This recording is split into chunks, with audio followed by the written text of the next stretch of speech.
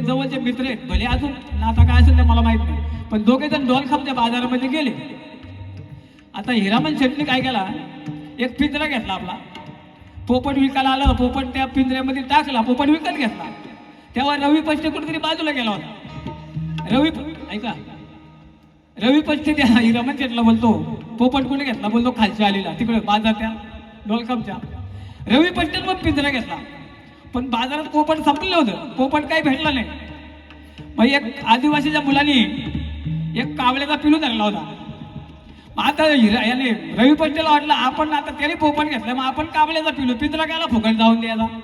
त्याने पाळला कावळा, कोणी रवी पष्टेने, हिरामन शेटचा पोपट. आता हिरामन शेटने घेतलं पेरू पोपटाला खायला.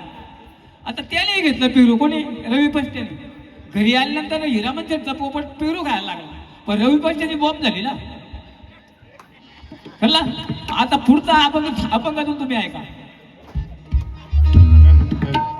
जेव्हा रवी पष्टे हिरामन शेटकडे आला, तेव्हा रवी पष्टे काय म्हणतो बघा अपंगातून.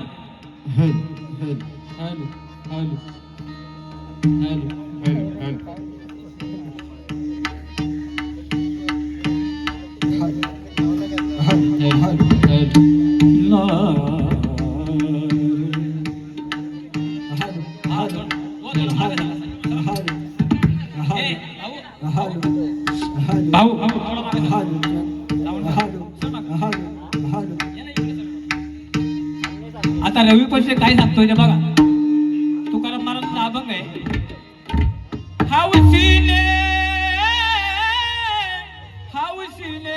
रवी पष्टे बोलतो बरं का, हाऊसीने पाळीला परितो जातीवर गेला कावळा, जातीवर गेला कावळा, जातीवर गेला. हौसीने पाळीला कावळा, जातीवर गेला कावळा, जातीवर गेला कावळा, जातीवर गेला.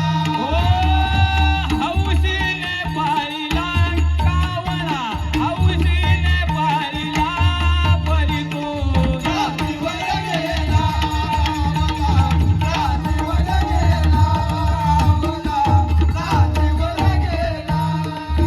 कावलिया दूध भात, कावलिया दूध भात, कावलिया दूध भात, कावलिया दूध भात. एक मिनिट.